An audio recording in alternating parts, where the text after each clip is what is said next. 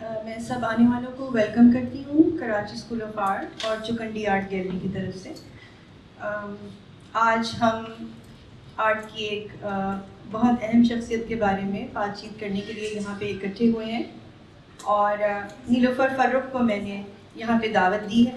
رابعہ زبیری کے بارے میں بات چیت کریں گے, ان کا کام, ان کی زندگی اور ان کی جو ایجوکیشن اور اپنے کام کے ساتھ وابستگی تھی, ان کا جو شوق تھا, ان کا جو لگن تھا, اس کے بارے میں ہم بات چیت کریں گے اور انہیں یاد کریں گے. نیلوفر فاروق کو میں نے اس موقع پہ دعوت دی اور میں ان کی بہت شکر گزار ہوں کہ انہوں نے فوراً حامی بھر لی اور خوشی کا اظہار کیا کہ وہ اس پہ ضرور شامل ہوں گی ہمارے ساتھ. نیلوفر فاروق کا تعارف میں جب بھی کرواتی ہوں تو بہت ڈیٹیل میں ہم چلے جاتے ہیں, کبھی کبھی میں بہت مختصر تعارف کرتی ہوں. آج میں نے کوشش کی کہ نیلوفر فاروق کا تعارف جو ہے وہ میں نے مدد دی ان کی ویب سائٹ آرٹ کلیکٹیو سے, اور اس نے میری رہنمائی کی کچھ. نیلوفر فاروق ایک آرٹ انٹرونشنسٹ ہیں.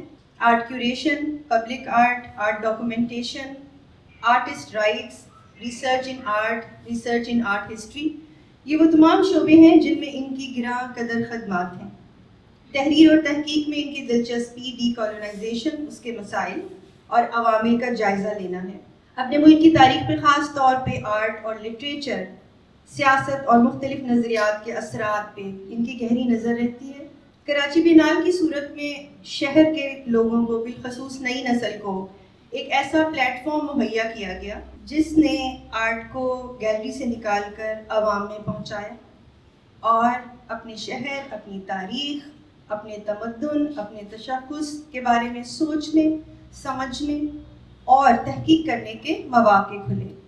اور میں امید کرتی ہوں اور ہم سب امید کرتے ہیں کہ آئندہ بھی ان کی رہنمائی میں یہ سلسلہ جاری رہے گا. نیلوفر, بات چیت کا آغاز کروں گی میں, کیونکہ رابعہ زبیری کے بارے میں جو ہم بات کرتے چلے جائیں گے ان کی شخصیت, ان کی ہماگیری کے بارے میں باتیں ہم سب کے سامنے آئیں گی, کیونکہ ان کا اگر تعارف میں جیسا بھی کروں گی تو وہ دریا کو کوزے میں بند کرنے جیسا ہوگا. آج ہم جو بات شروع کر رہے ہیں وہ ایک امن پسند آرٹسٹ کی میراث ہے, اور ان کو یاد کرنے کا مقصد یہی ہے کہ یہ میراث آج کے نوجوان آگے لے کر چلیں. وہ کیسے لے کر چلیں اس پہ ہم ان کے بارے میں بات چیت کرتے ہیں.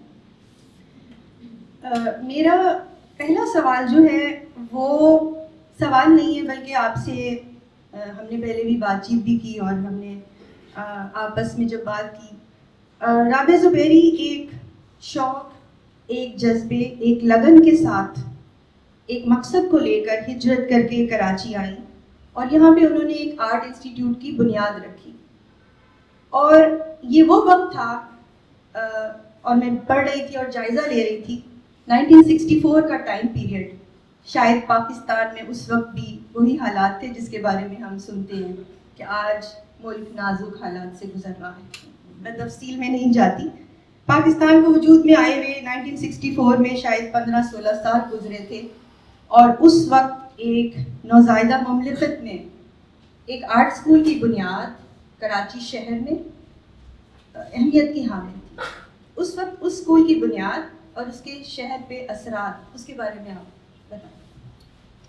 شکریہ Romila, and thank you for the generous introduction. I think جب رابعہ زبیری کو میں تو بہت سال پہلے ملی, جب میں آرٹ اسٹوڈنٹ تھی, ان کا بڑا اس وقت بھی نام تھا بیکاز انہوں نے آرٹ اسکول کھول لیا تھا, اور ہم سب ان کے شاگردوں سے ملتے تھے, جیسے انجم ایاز, غالب باقر اور بہت سارے اور بھی, اور آف کورس لبنہ آغا, ان سب سے ملتے تھے. تو ایک خاکہ سا ہوتا تھا کہ اچھا جس اسکول میں یہ پڑھ رہے ہیں تو ان کی استاد یا پرنسپل کیسی ہوں گی. بٹ اس کے بہت سالوں بعد میری ان سے صحیح معنوں میں ملاقات ہوئی, اور پھر اس دن سے آج تک ہوتی ہی رہی. دیٹ مینس 50 سال سمجھے, ان سم فارم اور دی ادر. میں نہیں کہوں گی کہ میں بہت انٹریکٹ کرتی تھی ان کے ساتھ, مگر ایک بڑا انٹرسٹنگ رشتہ تھا. جب وہ مجھے کہیں ملتی تھی بڑی شفیق طریقے سے ملتی تھی, اور ہمیشہ پوچھتی تھی کہ کیا کر رہی ہو. You know, that was what the spirit was of Rabia آپا, کہ بہت ہی ایک انگیج رہتی تھیں آرٹ سین کے ساتھ اپنے طریقے میں. مگر جب ہم بات کرتے ہیں ان کے ایز اے پائنیئر, تو وہ پیچھے ان کی جو تربیت ہوئی علی گڑھ میں, مجھے لگتا ہے اس میں اس کا بڑا ہاتھ تھا. بیکاز ہمیں دیکھنا چاہیے کہ علی گڑھ ایک انٹلیکچوئل سینٹر تھا 1947 سے, جب سے وہاں 2 ادارے کھلے جو بہت ہی اہم تھے. ایک اردو گرلز کالج, اور girls college really it was known as, اور ایک جو بابا اردو اور ان کی بیوی نے کھولا, اور دوسرا تھا علی گڑھ مسلم یونیورسٹی جو سر سید احمد خان اور ان کے ساتھیوں نے اس کو شروع کیا. تو ان دونوں اداروں نے علی گڑھ کا ایک ماحول بنا دیا تھا. وہ ماحول ایسا تھا کہ اس میں intellectually it was very vibrant. اس میں لوگوں کو یہ احساس ہوتا تھا کہ ہم جہاں بھی ہیں ہمیں کام کرنا ہے, ہمیں مسلمانوں کے لیے بھی کام کرنا ہے, کیونکہ it was really suppose to be a centre of Muslim learning اور learning for Muslim I must put it. اور ہمیں ویسے بھی جہاں وہ ایک اسپرٹ تھی اس شہر کی, وہ شہر جو تھا وہ ایجوکیٹرز کا مانا جاتا تھا, اسٹوڈنٹس کا مانا جاتا تھا. زیادہ تر پاپولیشن فیکلٹی اس کی فیملی زیادہ ہوتی تھی. آف کورس ایک شہر کی طرح بزنسز وغیرہ بھی تھے, اور اس لیے میری بھی ایک طرح سے وابستگی تھی اس شہر سے through my ancestors, because my grandfather, my nana moved to Aligarh with his 3 daughters کہ ان کو یہاں پڑھائیں گے, because جس چھوٹے شہر میں وہ رہتے تھے وہاں وہ سہولتیں نہیں تھیں. تو اس کا مطلب تھا خواتین کی ایجوکیشن کا بھی علی گڑھ میں, مسلم خواتین کی ایجوکیشن کے لیے بھی علی گڑھ کا بہت بڑا ہاتھ ہے. تو اب آپ سمجھیں اس کانٹیکسٹ میں رابعہ آپا بڑی ہوئی, تاکہ جب وہ پاکستان آئیں تو ان کا ذہن, وہ پختگی, وہ کانفیڈنس, وہ جذبہ آلریڈی فارم ہو چکا تھا. Because if it was just any other person she may not have taken all this trouble. اتنے سالوں انہوں نے جستجو کر کے کراچی اسکول آف آرٹ کو بنایا. تو یہ جذبہ تھا. اور دوسری بات ہے کہ جب ہم بات کرتے ہیں کہ جیسے آپ نے کہا ایک نئے ملک میں وہ آئیں, تو جو بھی نئے ملک میں آئے لوگ انہوں نے کافی تکلیفیں دیکھی. وہ اپنے ورثے سے کٹ چکے تھے, اپنے ماحول سے کٹ چکے تھے. سو جب ہم پیس کی بات کرتے ہیں, آئی ول sort knit it with the whole peace message here. جب ہم پیس کی بات کرتے ہیں تو اس میں ایک وہ پیس ہوتی ہے کہ جس میں کانفلکٹ اور فزیکل وائلنس نہیں ہوتا.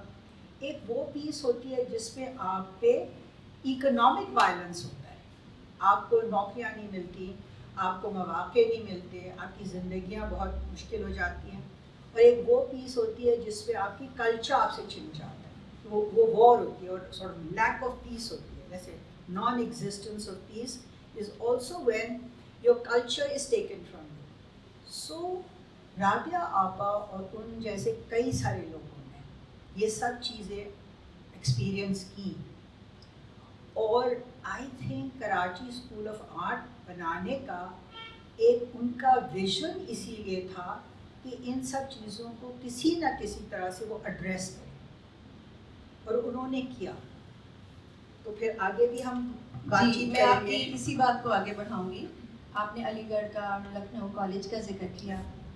وہ وہاں سے وہاں کی ٹریڈیشن, وہاں کی تعلیم اور وہاں کا تجربہ اپنے ساتھ لے کر آئی تھیں, اور وہاں کی جو تعلیم ان کے ساتھ تھی, یہاں آتے ہی اسکول کی بنیاد کے ساتھ ساتھ انہوں نے ایک ٹیچر ہونے کا رول بھی ادا کیا, اور وہ اپنے اسکول میں خود پڑھاتی بھی تھی.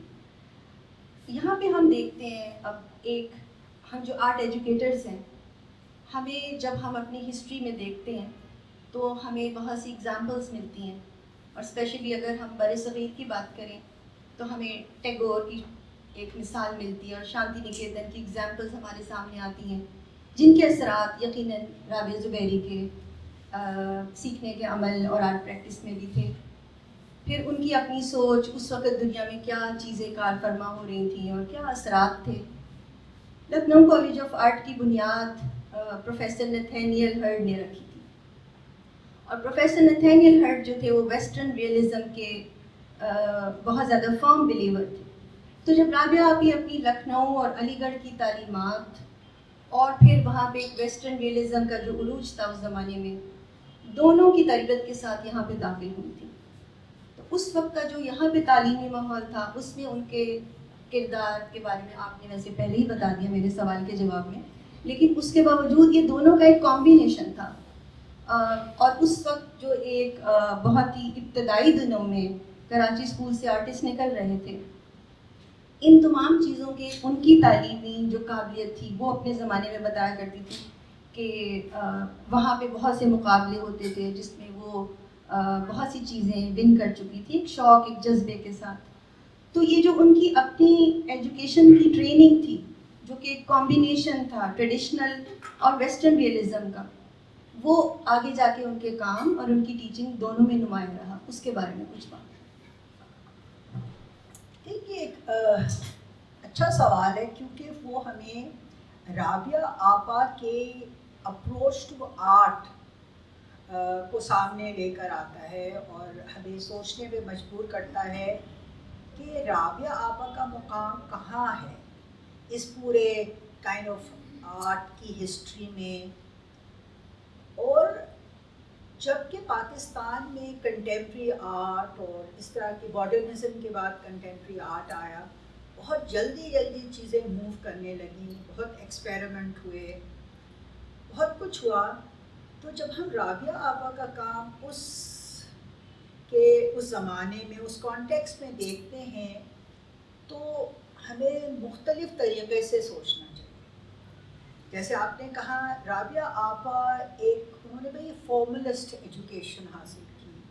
It was informed by a lot of classical kind of traditions of teaching art, of art making also. جیسے آپ کو پتہ ہے ان کی بہن جو جس طرح سے آج کل کام کر رہی ہیں تو اسی طرح سے ان کی بھی ٹریننگ ہوئی ہوگی.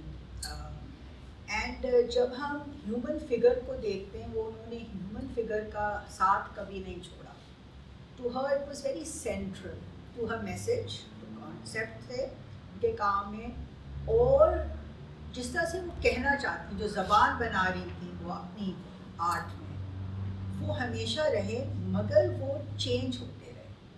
جب ہم ان کے اسکلپچر کی بات کرتے ہیں، ارلی اسکلپچر کی جو میں نے سب سے پہلے دیکھا 70s آنورڈ، ڈریپ فگرز انہوں نے بہت بنائے. وہ ان کا ایک پورا سیریز تھا جو ویمن کے اوپر وہ بنا رہی تھیں.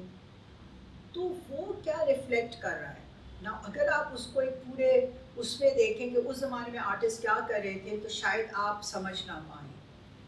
آپ کو رابعہ آپا کا کام اس سے زمانے سے نکال کے بھی تھوڑا دیکھنا پڑتا ہے کہ انہوں نے کس طرح کی ایجوکیشن حاصل کی، وہ کس طرح کی خاتون تھیں، کس طرح کی آرٹسٹ تھیں، ان کا ماحول کیا تھا، اور کیا وہ کس طرح سے کہنا چاہ رہی تھیں. the choices she made in her work. اس کا مطلب یہ ہوا کہ رابعہ آپا کی ایک مختلف طریقے کی اپبرنگنگ ہے. It's not conservative but it's very cultured in a particular way. وہ ہمیشہ سے ایک ہی طرح سے لباس پہنتے، کبھی چینج نہیں آیا. 50 سال سے میں نے ان کو دیکھا، وہی شلوار قمیض، وہی ایک شفون کا دوپٹہ، وہ اسی طرح سے وہ ڈریس ہوتی تھی. That means that was what was Hare identity. اور وہی سینسیبلٹی ان کی آرٹ پہ بھی آئی کہ اگر وہ ایک خاتون کو بنا رہی ہیں یا فیمیل فگر کو بنا رہی ہیں تو she had a particular way of depicting it. And I think that was informed by her training. پھر آگے چل کے جب انہوں نے وہ لیبر کا پوری سیریز بنائیں، tribute to labour, homage to labour, اس میں بھی جب وہ فگر کو بناتی تھی تو there was this element of the classical. She was not distorting the figure جیسے انہوں نے اپنے اسکلپچر میں کی. اس میں وہ مختلف طریقے سے انفارم تھی. تو آئی تھنک یہ سب چیزیں ہمیں جب ان کا کام دیکھیں جو بہت منفرد ہے، ہمیں دیکھنا پڑے گا کہ وہ کس لینس سے چیزوں کو دیکھ رہی تھی اور آگے بڑھا رہی. جی آپ نے ان کے مجسمہ سازی کے بارے میں ذکر کیا تو یہیں سے ہم آگے بات کو لے کر چلتے ہیں.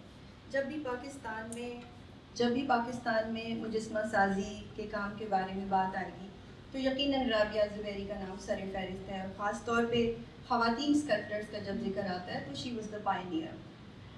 اس فیلڈ میں بھی جب یہاں پہ کام شروع ہوا تو یہاں پہ پینٹنگ, ڈرائنگ اور دوسرے میڈیمز ہو رہے تھے, لیکن اسکلپچر کا کام کرنے کے لیے آلریڈی لوگوں کو کافی مشکلات تھیں. میں اس کے بارے میں بہت پرانے میگزینز اور اخبار پڑھ رہی تھی. حمید زمان صاحب کا ایک آرٹیکل ہے, وہ ایک مشہور آرٹ کریٹک تھے, اور میں ان کی لکھی ہوئی ایک بات کو آگے بڑھاؤں گی. انہوں نے رابعہ آپی سے بات چیت کی اور وہ اپنے آرٹیکل میں لکھتے ہیں کہ اس زمانے میں اس فیلڈ کی میں بہت مشکلات سے آرٹسٹ دو چار تھے. ایون کہ جو مرد حضرات تھے اسکلپچر کی فیلڈ میں, وہ بھی مختلف پریشانیاں اور رکاوٹوں کو نہ کنٹرول کر کے دوسرے میڈیمز میں جا رہے تھے. تب ان کے سامنے رابعہ زبیری کا کام تھا اور وہ اکثر دیکھا کرتے تھے, اور انہوں نے یہ لکھا کہ تب مجھے ایسے لگا کہ یہ ایک اکیلی لڑکی ہے جو اس چیلنج کو مضبوطی سے تھامے ہوئے ہے. اور پھر وہ انٹرویو کرتے ہوئے رابعہ زبیری سے پوچھتے ہیں کہ تم کب تک اس چیلنجز کا سامنا کرو گی؟ تو رابعہ زبیری لکھتی ہیں, میں جب تک زندہ رہوں گی مجسمہ سازی کرتی رہوں گی. باوجود اس کے کہ مجھے سماجی پابندیوں کا سامنا ہے, بھاری اخراجات اور حوصلہ شکنی اور سرد مہری کا سامنا ہے. ان کی اس کام میں مستقل مزاجی کے بارے میں زمان صاحب لکھتے ہیں, حمید زمان, اور بہت سے رائٹرز لکھتے ہیں کہ وہ اپنے کام میں جٹی رہتی تھی, اور بہت جلدی اگر ان کی ایگزیبیشن سامنے نہیں بھی آتی تھی تو وہ اپنے اس مشکل ترین میڈیم سے ایک اسٹرگل جاری رہتی تھی, جو ان کی اسکلپچر کی سیریز میں جو تھیم تھی اس میں بھی نظر آتی تھی. تو اس اپنی فیلڈ کو بہت آگے لے کے گئیں اور آخر تک اس کے ساتھ وابستہ رہی. اس میڈیم کے ساتھ ان کی ایک دیرینہ وابستگی تھی. اس کے بارے میں آپ بات کو آگے بڑھائیں. آئی تھنک جب اسکلپچر کے بارے میں ہم سوچتے ہیں رابعہ آپا کے کانٹیکسٹ میں, تو آئی تھنک اس کے کئی فیزز ہیں. اگر ہم اس کو لیں right up to the 70s, تو yes she was breaking new ground. وہ کیونکہ اس وقت وہ موجود نہیں تھے اسکلپچر میں. ایک نویرا عالم تھی جو بہت ہی شروع میں تھی, یا 40s 50s کے زمانے میں. ان کا بہت ہی ماڈرن کام تھا جس میں لکڑیوں کے تختوں کو اور بڑی الانگیٹڈ فگرز لائک جیکومیٹری بناتی تھیں, ویری ایبسٹریکٹ اسٹف. رابعہ آپا کا وہ جو پیریڈ ہے وہ yes she was breaking ground. She was Henry Moore سے بہت متاثر تھیں, مگر وہ اپنے طرح سے اس کو کلاسیکل فارم اور ہنری مور کا تھوڑا سا امیلگم کر کے وہ اپنی ایک زبان بنا رہی تھیں آرٹ کی. مگر اس کے بعد جب ہم دیکھتے ہیں کام کو, تو آئی تھنک رابعہ آپا کافی حد تک اپنے اسکول میں انوالو ہو گئے, اور ان کو وہ ٹائم نہیں ملا کہ وہ ایکسپیریمنٹ کر سکیں. اور ان کا جو اس کے بعد کام نکلتا ہے وہ بہت ارلیئر کام سے جو ہے نا انفلوئنسڈ ہے, بریک تھروز نہیں ہے. اور میں اس لیے بہت فرینکلی آپ لوگوں سے بات کر رہی ہوں بیکاز آئی تھنک ہمیں کسی بھی آرٹسٹ کو کرٹیکلی دیکھنا چاہیے. اسے کسی کی عزت یا بہت کنٹریبیوشن کم نہیں ہوتا, مگر ہمیں as historians, as students of history and as artist ہم اس کی جگہ سمجھ لیتے ہیں کہ کیا جگہ ہے اس اور کیا مشکلات پیدا ہوئی اور کیا وجوہات تھی کہ وہ آگے نہیں اس بریک تھروز کی طرف نہیں. آئی تھنک اسکول بنانے میں ان کی بہت انرجی, اسکول کو سسٹین کرنے میں, نئی بلڈنگ میں لے جانے میں بہت انرجی لگی. اب آپ اس کو اس طرح سے دیکھیں کہ اگر رابعہ آپ کا اسکول چھوڑ دیتی, اسکلپچر میں رہتی, تو کیا ہوتا. Maybe as a sculptor she would have made that tremendous leap. Like Shahid Sajjad جنہوں نے کوئی اسکول نہیں کھولا, انہوں نے کسی ہنڈریڈز آف بچوں کو نہیں پڑھایا, تھاؤزنڈز سے نہیں پڑھایا, مگر وہ اسکلپچر میں رہے اور آج آپ کو پتہ ہے ان کا نام کہاں.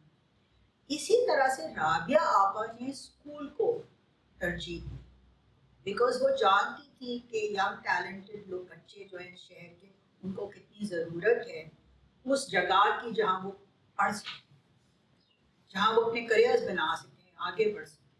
So I think this was a choice, a difficult choice she made as an artist. اور کیونکہ آرٹسٹ کام کرتا رہتا ہے, even if there are difficulties, تو ان کا کام کم سے کم ہوتا ہے. کیا نمائشیں ان کی سولوز میرے خیال سے تو نہیں ہوئی. اس کے بعد yes then she started working on paper. اور وہ مزدوروں کی جو انہوں نے سیریز کی ہیں, کیونکہ جب بن رہا تھا کہ ایسے کی نئی بلڈنگ, انہوں نے انٹریکٹ جب مزدوروں سے کیا, ان کا کام دیکھا, تو وہ متاثر ہو کے پھر ایک رسپانس آئی ان کی. تو اس طرح سے وہ آہستہ آہستہ پیپر کی طرف آ گئی. اب اس کا مطلب یہ نہیں ہے کہ ان کی جو ایز اے پائنیئر جگہ ہے وہ چلی جائے گی, مگر ہمیں پورے کریئر کو کانٹیکسٹ میں دیکھنا ہے. So this is what I like to say. اب ہم آتے ہیں اپنی اس ایگزیبیشن کی طرف. پچھلے سال ہم نے رابعہ زبیری کو ٹریبیوٹ پیش کرنے کے لیے ایک ایگزیبیشن رکھی اور ڈفرینٹ پرنٹ میکرس کو انوائٹ کیا, اور ان کے جو امپورٹنٹ کام تھے, ان کی جو تھیم تھی, وہ ہم نے مختلف پرنٹ میکرس کے ساتھ شیئر کی. اور اس کی خاص وجہ بھی یہی تھی کہ جو رابعہ زبیری نے اپنی میرے سامنے تو انہوں نے اپنی زندگی میں جو 3 پرنٹس بنائے وہ ہمارے پرنٹ میکنگ اسٹوڈیو میں ہی بنائے, اور وہ ان کا اس میڈیم میں کام کرنا اور وہ پرنٹس بنانا وہ ایک اہمیت کا حامل ہے. رابعہ زبیری کے وہ کام جو سیریز ایک تھی کویسٹ فار پیس, اور اس کے بعد ہی تقریباً 2 سال بعد ہی ان کی تھی ہیومن ایگزسٹنس, جس میں وہ ترقی پذیر ملک کی طرف سے ترقی یافتہ دنیا کو ایک پیغام دیتی ہیں, اور اس پہ ان کی ایک ہیوج اسکلپچر کی سیریز آئی تھی جو بہت مشہور بھی ہوئی. اور اس وقت انہوں نے بہت سارے لوگوں کو امن کا پیغام پاکستان کی طرف سے دیا, ایک مصور کی حیثیت سے, ایک انسان کی حیثیت سے, کیونکہ ان کے جتنے کام ہیں, ان کے جتنے موضوعات ہیں, وہ سب انسانی زندگی سے قریب رہے. ان کی والدہ کے ساتھ جو تعلق تھا تو مدر اینڈ چائلڈ سیریز, اس کے بعد وہ جب خواتین کے حقوق کے بارے میں سوچتی ہیں تو ڈریپری سیریز آتی ہے, پھر اس کے بعد لیبر سیریز, وہ مزدوروں کی زندگی کو بہت قریب سے انہوں نے مشاہدہ کیا. اب ایک ایگزیبیشن کے لیے جب ہم کسی آرٹسٹ کی تھیم کو مختلف لوگوں کو ان کے ساتھ شیئر کرتے ہیں, اور ایک ایگزیبیشن کی جو کیوریٹیریل تھیم ہوتی ہے اس کی کیا اہمیت ہے آپ کی نظر میں, یہ میں پوچھنا چاہوں گی. کیونکہ جو کیوریٹیریل تھیم ہے وہ جب اسٹرانگ ہوگی اور وہ لوگوں کے دلوں کو چھوئے گی تو پھر شاید ایک حساس کام مزید نکل کر آئے گا اور وہ مزید لوگوں کو متاثر کرے گا. تو ہماری جو ایگزیبیشن تھی اس میں ہم نے ان کا کام اور ان کی تھیم کو ڈفرینٹ آرٹسٹ کے ساتھ شیئر کیا, اور وہ کام ہمارے سامنے نکل کر آیا. تو جب ہم کسی آرٹسٹ کی لیگیسی کو چاہتے ہیں کہ لوگ یاد رکھیں, ہاں سوائے کتابوں کے عملی زندگی میں بھی, تو آپ اس کے بارے میں کیا کہیں گے؟ ایکچولی پہلے تو میں کہنا چاہوں گی کہ رابعہ آپا کے لیے پیس کیوں ضروری تھی. بیکاز مجھے یاد ہے جب آرٹس کاؤنسل میں انہوں نے انویل کیا وہ بڑا والا اسکلپچر, اور اس کی اسکیل, اس کی تھیم, اس کو جس طرح سے انہوں نے رینڈر کیا تھا, وہ بہت جو ہے نا اس میں محنت بھی لگ رہی تھی اور ایک بہت ڈیپ انگیجمنٹ بھی نظر آ رہا تھا کہ انہوں نے اس کو بہت سوچا, بہت اس میں کس طرح سے اس کو پریزنٹ کریں تاکہ وہ میسج جو ہے نا پہنچ سکے. اب یہ اسکلپچر جہاں تک مجھے یاد ہے یہ 90s میں ہوا لانچ, رائٹ, 90s میں ہوا. اور 90s میں جب ہم اپنے شہر کا حال دیکھتے ہیں, آپ میں سے کئی سارے تو کافی ینگ ہیں, بٹ انہوں نے کافی کچھ ایکسپیرئنس کیا شہر میں. 90s was a time of a lot of violence in the city. اور مجھے یاد ہے رفعت الوی دونوں رین ہاؤس کے بارے میں انہوں نے کام بنایا, مہر نے بنایا کام, کہ فرسٹ ہینڈ ایکسپیرئنس ان کا تھا کہ ان کے اسٹوڈنٹس نہیں آ سکتے تھے پڑھنے کے لیے, ان کے نیبرہڈ میں جو ہو رہا تھا بہت کچھ ہوا ہے شہر میں.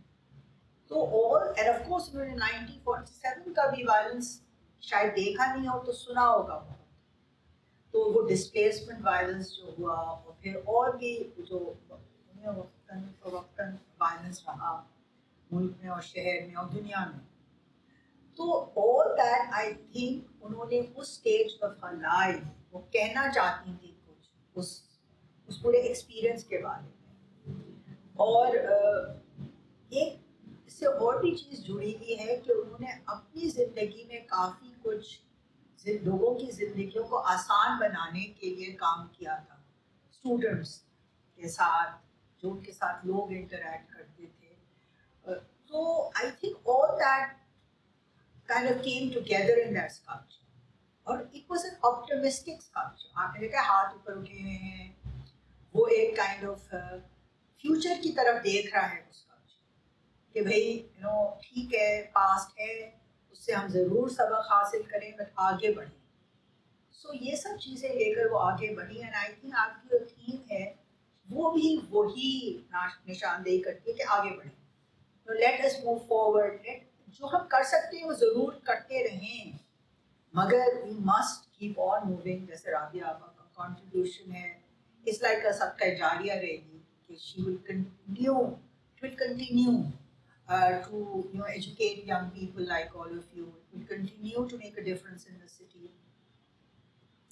انفیکٹ میں آپ سے پوچھنا چاہتی ہوں, آپ تو کیوریٹر ہیں اس شو کی رمیلا, کہ how was the experience of putting that show together, what inspired you specifically جب آپ نے اس کے بارے میں سوچا شو کے بارے میں, بیکاز رابعہ آپا کی کوئی بھی تھیم آپ لے سکتی تھی, ایجوکیشن کا تو کئی ساری چیزیں ان کے زندگی کے کنٹریبیوشن میں نظر آتی ہیں, آرٹ بھی ہے, یہ آف کورس تھیمیٹک سیریز بھی ہیں, اور پھر ایجوکیشن ہے, کئی ساری چیزیں ہیں. تو یہ آپ کو کیوں اس تھیم نے انسپائر کیا یا کیوریٹوریل کانسیپٹ نے انسپائر کیا, نمبر ون, اور کیسا تھا آرٹسٹ کا رسپانس؟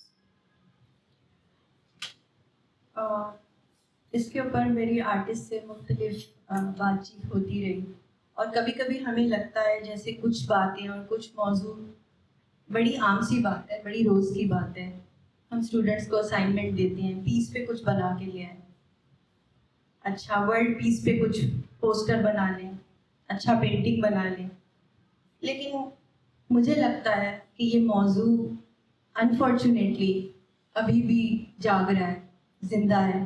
ان کے بہت سارے موضوعات تھے, بہت ساری تھیم تھی, لیبر سیریز یا مدر اینڈ چائلڈ سیریز, لیکن مجھے لگا کہ یہ وہ چیز ہے جو کہ ایسی چیز ہے جو ہر کچھ عرصے بعد صرف پاکستان میں نہیں, دنیا کے مختلف ملکوں میں مختلف لوگوں کے ساتھ یہ عوامل ابھرتے رہتے ہیں اور عام انسانی زندگی کو متاثر کرتے ہیں. اسی لیے شاید میں نے بھی اس وقت کام بنانے سے پہلے ہی ایک شعر لکھا تھا کہ کاش وہ چیز ہمیں مل جائے جس سے ہم پیس کی شکل بنا سکیں. پیس ہے کیا, پیس کدھر ہے؟ اور اسپیشلی اگر کراچی شہر کے لوگ ہیں اور یہاں سے ہم نے یہاں بیٹھ کے باقی سب پرنٹ میکرز کو بلایا تھا, تو کوئی ایسی تھیم, ایسا موضوع ہونا چاہیے تھا جس سے ہمارے شہر کے بارے میں, اس شہر کی ایک کہانی ہے, اس شہر کے لوگوں نے مختلف ٹائم پیریڈ میں بہت کچھ دیکھا ہے. تو ایسے موضوع کو اس لیے میں نے چنا کیونکہ صرف جیسے کچھ دن پہلے میں نے مارٹن لوتھر کنگ کا ایک کوٹیشن شیئر کیا تھا اور بہت سوچ کے کیا تھا. میں مستقل سوچ رہی تھی کہ ناانصافی کیا ہے. ناانصافی تب ہوتی ہے جب امن نہیں ہوتا. تو ناانصافی کیا صرف وہی ہے جو ہمارے خطے میں ہو رہی ہے؟ ناانصافی کا کہیں کسی ایک جگہ نہ ہونا, اس کا مطلب ہے وہ تمام جگہ ناانصافی ہے. ایک آرٹسٹ، ایک رائٹر، ایک مصور اپنی تحریر سے، اپنی تصویر سے کم از کم وہ آواز، وہ شکل سب کو دکھا سکتا ہے اپنے جذبات کی. تو یہ وہ چیز ہے جو کہ ہم اپنی تحریر اور تصویر سے مختلف چیزیں ہی دکھا سکتے ہیں، لیکن اس کو قائم کیسے کریں؟ تو یہ رابعہ بھی کہ وہ جو موٹو اب ہمارے اسکول کا ہے، پیس، لو اینڈ ٹالرنس، کو پھر وہ خود ہی بتا دیتا ہے آگے جا کے کہ پیس اور لو آ کیسے سکتا ہے، بیلنس اور ٹالرنس. تو اس لیے مجھے لگا کہ ہم ہمیشہ بات کرتے ہیں کہ یہ مسئلہ ہے، یہ مسئلہ ہے، لیکن اس سے وے اہیڈ، آگے کیا رستہ ہے. تو اس میں وہ 4 الفاظ ہیں، پیس، لو، بیلنس اینڈ ٹالرنس. اگر ہمارے اندر برداشت ہو، ہم سب کو مساوی حقوق دیں، تو پھر شاید پیس اور محبت آگے چلتی رہے. تو یہ موضوع میرے ہمیشہ سے دل کے قریب تھا اور مجھے ان کے کام سے رہنمائی ملی، اس لیے میں نے اس کو باقی لوگوں سے شیئر کیا. اب جو لوگوں کا رسپانس تھا وہ بے حد اچھا تھا. رابعہ زبیری کے نام پہ کبھی کوئی منع نہیں کر سکتا.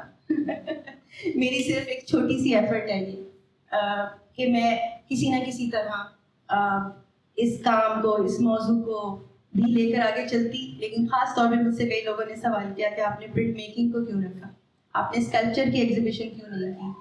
تو میں نے یہی کہا کہ بنیادی طور پہ میں ایک پرنٹ میکر ہوں، اور پرنٹ میکنگ کو میں ایک بہت ہی ڈیموکریٹک میڈیم سمجھتی ہوں، کیونکہ ایک کام ایک شخص کے پاس رہتا ہے، لیکن پرنٹس جو ہوتے ہیں وہ بہت سارے لوگوں کے پاس جاتے ہیں، اور اس سے خیالات کا اور آپ کا جو بنیادی مقصد ہے وہ کافی آگے تک جاتا ہے. عموماً لوگ جب آرٹیکل لکھتے ہیں ایگزیبیشنس میں تو وہ کہتے ہیں اچھا چیزیں بھجوا دو، اور ہم کچھ نہ کچھ ان کو بھجوا دیتے ہیں. نصرت نے کافی دیر مجھ سے بات چیت کی اور مجھے لگتا ہے بہت دل سے آرٹیکل لکھا ہے. اور نصرت پلیز آپ کچھ کہیں. Thank you Romila. میں خود تو رابعہ زبیری کو نہیں جانتی تھی، لیکن آپ سے بات کرنے کی وجہ سے ایک بہت بہترین انسان کا مجھے پتہ چلا.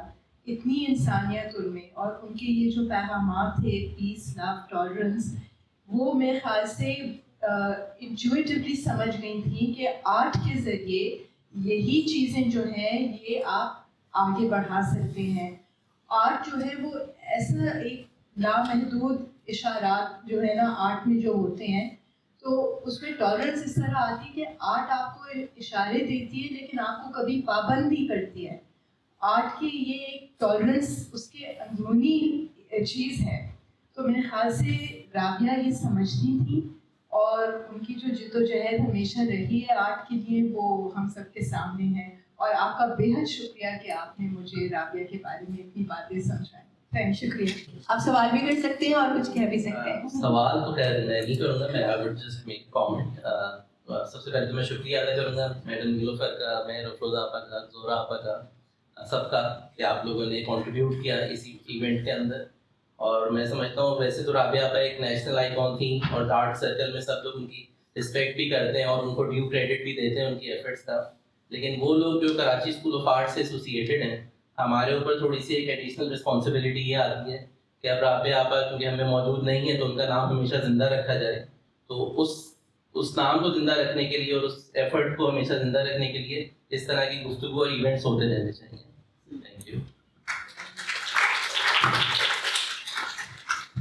شکریہ. میں آپ سب کا شکریہ ادا کرنا چاہتی ہوں، اور ہم آئندہ بھی امید رکھیں گے کہ ہمیں موقع ملتے رہیں. ہم جب تک ہیں ہم کریں گے، ہمارے بعد آپ لوگ کریں گے، کیونکہ کوئی بھی شاعر، آرٹسٹ، مصور اپنے دور کی حساسیت سے، اپنے دور میں اس کے ساتھ جو کچھ ہوا ہے، وہ جو کام کر کے جاتا ہے وہ بہت زمانی ہوتا ہے، اور اس کو شاید اس وقت لوگوں کو سمجھ نہیں آتی، کچھ عرصے بعد سمجھ میں آتی ہے.